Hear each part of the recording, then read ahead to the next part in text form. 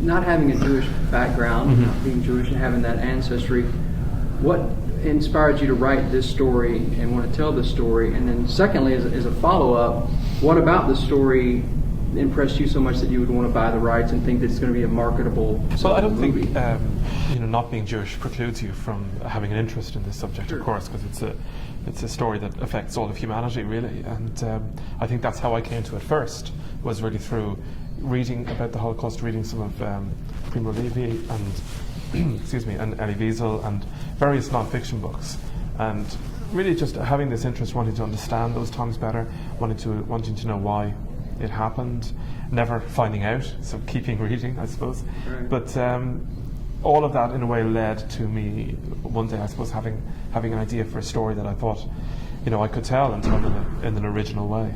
Right.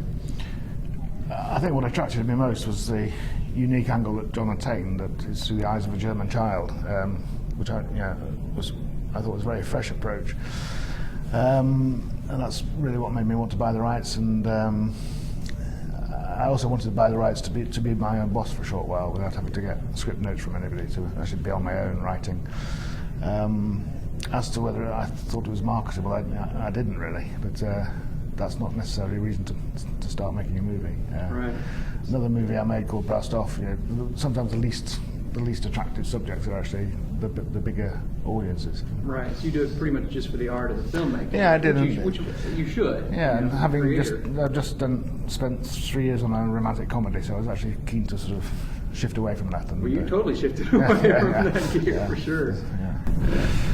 There's a quote on the back of the book that says, "Fences like this exist all over the world. We hope you never have to encounter one." Does this movie, you think, and I know a couple of the questions came up at the Q&A last night, is it a reflection of our society today? And I hate to say it's all about Iraq and all this, because there's so much that goes on with human slavery and slave trades, and there's so much going on in our world that we can be like Bruno and just somehow or another not even see it exist. Is it a reflection of our society today in some ways? I think it's as relevant today, is probably the best way to put it, rather than sort of forcing a contemporary meaning onto it. I think one thing that I found from the book, and we certainly find at screenings, is that audiences coming out of the film do tend to make those connections. And I'm certainly not averse to those connections being made. When I wrote the novel, it was a story set in the time and place that it was set.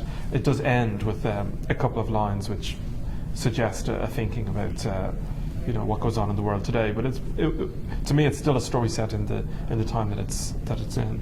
I agree. It was never the intention, I think, of John or me as a filmmaker to make that point. But it's kind of a bonus that people are coming out of the movie talking about that kind of thing. Right. I think the bottom line is it's if kids come out of the film recognising the madness of racism, then that applies to any age, right? Any period. Right. And talking about the kids, I think you mentioned last night that not that you necessarily set out to write a children's book, but you kind of had it in mind for maybe junior high, I guess, or when 10, 11-year-olds. As I was writing it, I thought to myself, this is probably aimed at children, and I hadn't written for children before, so it was a new thing for me, although it didn't take up a huge portion of my brain. I just thought, okay, that's who the readership should be. When it was being published, of course, for children, I thought there was no reason why an adult couldn't come to the story as well. And quite quickly after publication, it seemed to move out to both markets, and the publishers took advantage of that and published 2 editions, the same book, just with different jackets to differentiate. So, now I don't really think of it as either. I just think of it as a book. But if I could still choose just one audience, I'd probably choose the younger audience to read it. Interesting. Now, is that roll over into the movie, or is that, obviously the movie's a little darker maybe for kids? Yes, and the other thing, kids are reading the book, they can only draw on their own images of experience, which are probably quite limited as kids. Here you're having images thrust upon you, really. I think the movie is upsetting, but there's no violence on screen, there's no bloodshed on screen, and I think really a kid of any age can see it, really, could see it and handle it. The worst that could happen is that they get upset, which I don't think is a bad thing. Right, yeah.